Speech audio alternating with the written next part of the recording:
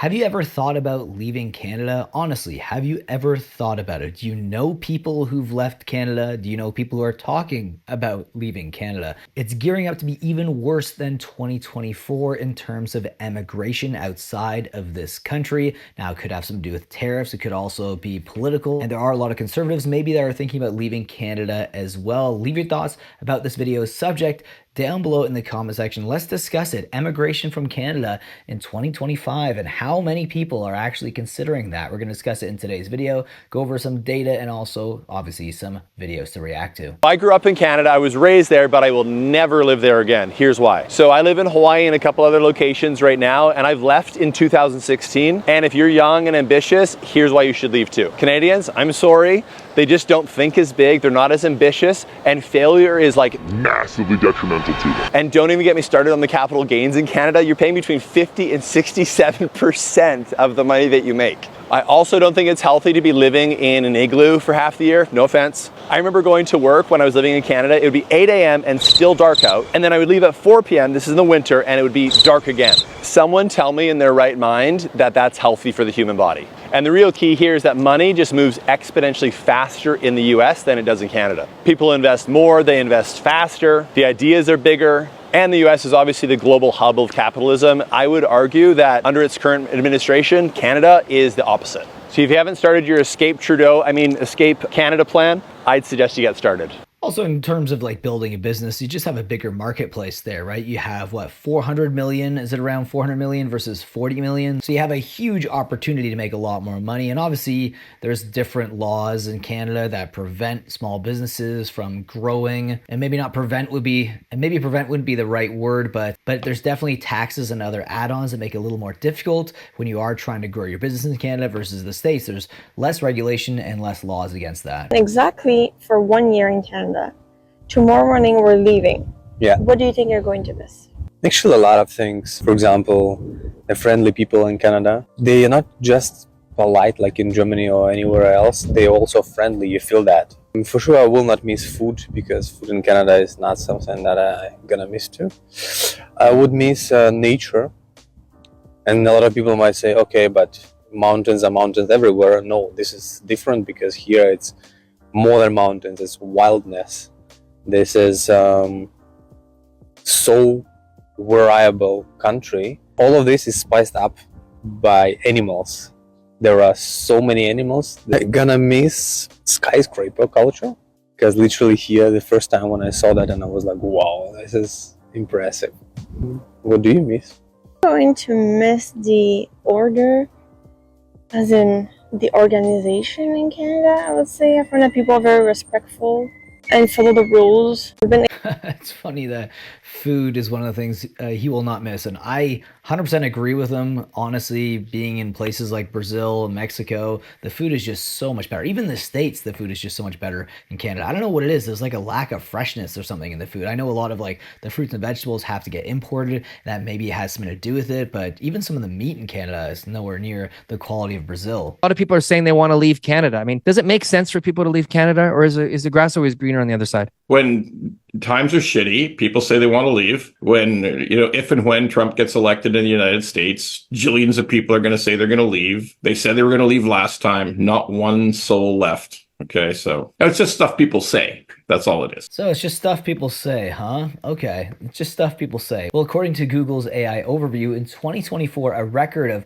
81,601 Canadians emigrated from this country, marking the highest number since 2017. This signifies a notable increase compared to previous years, with every province reporting a year-over-year increase in departures. And I wonder why. Could it be the taxes? Could it be the cost of living? Could it be even just those cold winter nights? All right, so everyone complains about the situation in Ontario, about the taxes, the housing, the jobs, etc. But nobody actually tells you what you can do about it. So these are 3 things that you can take action to change that situation.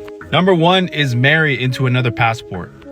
This means you find someone with an American citizenship, Italian, European, whatever. You marry that person or you have a kid with them. And if the laws are correct, you can get a citizenship by marriage or with children.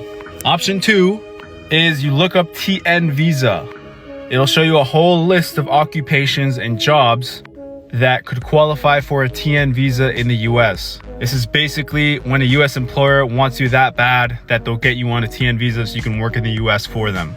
That way you can live in the US. The third option is start a company, start a corporation. You'll get taxed less under corporate taxes. If you make actual money, you can get a golden visa to other countries. If anyone knows other options, please comment below. I think I may be onto something here. I did marry a Brazilian, so I could technically move to Brazil. Maybe that's in the cards one day. Just maybe not yet, though. Not yet. But one day, you never know. I do like tropical weather, and they have great tropical weather in Brazil. Why did I leave Canada? Well, believe it or not, it's because I couldn't find a job. So let's do a story time. This is why when people tell me like, oh, Canada, the United States, like go there, you get a job for like thousands and thousands of dollars per month. I kind of laugh because the reason I left Canada was because I, as a Canadian with a master's degree, languages, all this kind of stuff, couldn't find a job. Let's rewind to 2013.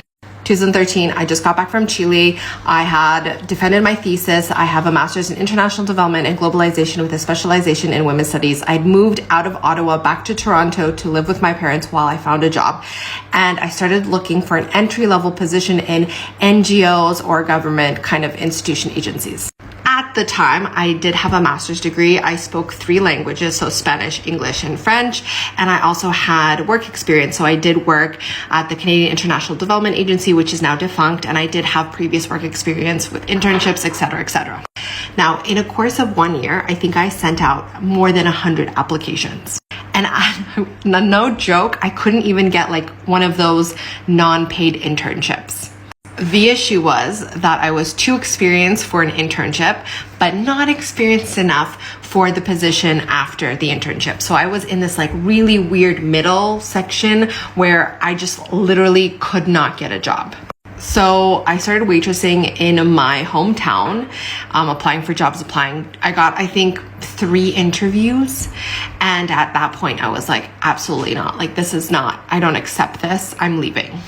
Originally, I wanted to go to Panama because I lived there twice before and I loved Panama. I still love Panama. But my dad was like, why don't you try Europe? And so I had 3 options. It was the UK, Switzerland, or Belgium. And since my mom knew someone in Belgium in Brussels, and they said that I could stay with them free of charge, I decided to move to Brussels with, I think, 4,000 Canadian dollars, not euros, Canadian dollars in my pocket. And thus begins my immigration to the continent of Europe. I lived in Brussels, moved to Brazil, went back to Brussels, and then ended up in Portugal. Did I plan to come and live in Portugal? Absolutely not. But I'm actually really happy that it turned out the way it did. Now, people ask me, will you ever move back to Canada? And my answer to that is, I don't think so. I don't think I'll ever move back to Canada. I've really put up roots in Portugal and I don't see myself leaving. I see myself becoming Portuguese if I can ever actually become Portuguese. But Canada is a great country. It's just, it wasn't a fit for me and I feel at home in Portugal. I hear that a lot now. Canada's just not a fit for me. Portugal, by the way, is very cheap for places in Europe, and they have great weather, great food. Again, I can't speak more highly of places like that. I do think people are waking up to the realization that Canada really isn't as good as maybe of a country they thought it was. There's definitely great things about Canada. I still love being Canadian. I still love being born in Canada, but there is definitely a shift in the mindset, and I don't know if COVID had something to do with that. I don't know if it's just the cost of living going up, but there's a lot of people waking up to the realization that Canada maybe isn't as good of a country as they originally thought it was. Anyways, guys, hope you enjoyed today's video. Hope you learned something from today's video. If you did, leave a like down below, and I'll see you guys in the next one. Take care.